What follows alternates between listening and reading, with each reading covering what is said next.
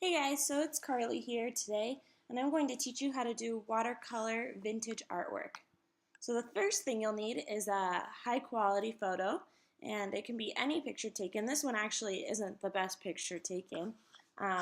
It's just a gift that I decided to do for my little sister. And so you want more the profile image of a person, and so that will be the subject of the picture. And then you're going to be turning it into this. And so to start off, you need to create a new Photoshop document, and you're going to do it 700 pixels wide by 1020 pixels for the length. And you can either go to one of the websites provided and download some of the watercolor brushes there, or you can use one of the watercolor brushes that are already in Photoshop. And so you'll just paint the entire background so that it's covered with watercolor. The next thing you want to do is add paper texture. And there's two ways to do that. The first one I'll show you is a little bit easier. You'll go to the Layer tab and then go down to Layer Style and then Pattern Overlay. And to do that, once it opens, you'll select the desired paper pattern in the drop-down menu by the pattern box. And you can adjust the opacity and scale as desired. And so I've changed the opacity to about 60%, and I scaled it to actually 450. And then that will do the paper. Or you can actually upload your own paper image, like a crinkled piece of paper, or find one on the web, and you can select a piece of that and then you can overlay it on the image and then change the opacity onto that. Then you'll want to add an adjustment layer, and you'll change the levels as shown here. And so I put it at about 50 and then 0.54 with 255.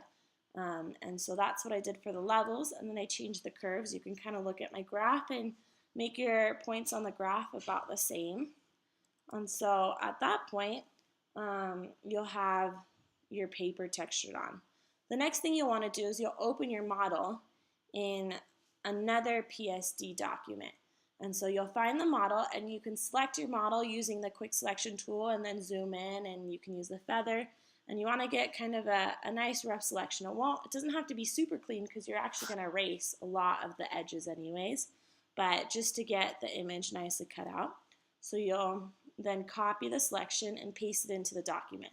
So this is what our image looks like right now with the paper behind and the watercolor and now the image on there. So you can resize it to about this size, maybe a little smaller, probably not any bigger than this though. So then continuing, you'll want to change the image into a watercolor. So you'll go to the filter on the top in the menu and go down to artistic, and then you'll select watercolor. In the watercolor, you'll want to go in the folder and look for the one that says watercolor. It should probably already be selected.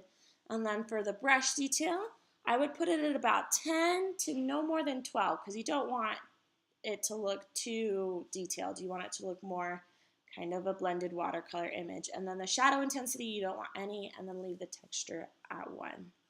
And so then you can add that, and then you'll add a layer mask after doing this step, and using the eraser tool, and you can select it so that the shape of the eraser is the water brush, and you'll take out some of the image around the back side of the head and maybe on the back of the shoulders and the back, and kind of just blur it out so that it blends and it looks like it's been part of the watercolor.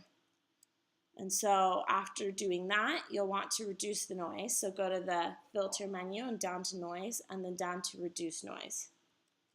And then with that, I would put the strength at about 5, and then everything else is pretty standard. It's set as is. And so then after reducing the noise, your image will look like what you can see behind, but you'll want to create a clipping mask. And so the clipping mask will apply the adjustment layers to only certain things. So go to the layers thing and down to create clipping mask. And when you do that, just click select. And then on the adjustment layer, you'll put black and white. And so create an adjustment layer and change the black and white presets as shown. So 22 for reds, yellows 55, greens 22, cyans 56, blues 22, and magentas 55. The next thing you'll want to change is the levels. And so you'll adjust the levels on the black and white layer mask actually. And so change the numbers as shown here with 35.83 and then 255 as a max. And then your curves, you'll kind of just have to change the graph as shown, or actually you can put in the numbers for the output 175 and the input 130. But if it doesn't show up, then you can just move the points and get them roughly in the same area. So then your image will look, it'll start to look a little bit better, but we still need to add the newspaper. And so you'll upload your newspaper, which I've given you the link to download a newspaper thing, but any image of a newspaper will work. I just like this one because it's got kind of the sepia undertones a little bit. And so you'll take your lasso tool and you want to make sure it has about a 10 pixel feather and just select a portion of it. Any portion, any shape that you want is fine. So then you'll copy the selection and you'll paste it into your new document. So you'll add first a whole bunch of the newspaper underneath your model actually, and so you'll put them up and rotate them and you can resize them.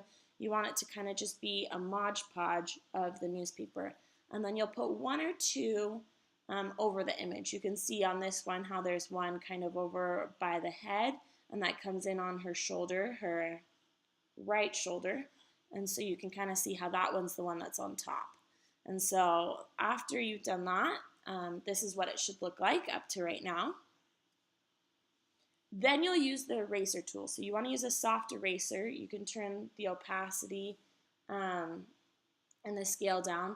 And you'll want to just kind of soften up the edges because you don't want it to look too harsh. You want everything, I mean, it's watercolor, so you want it all to blend in nicely. And so you'll use the eraser to get the newspaper edges and blend it into the image and also to the background. And then you'll actually take your watercolor brush and you can paint some over like kind of where her hat is, she calls a Wookiee hat. You can take some and you can paint on top of the Wookiee hat a little bit to blend that more in with the watercolor. And then the last step, you can see now here that the color has been adjusted. And so I just made it a little bit more browns, a little more warm. But you can play around with that. There's no set number to this. It's all kind of just what you like best. And so this is what you get.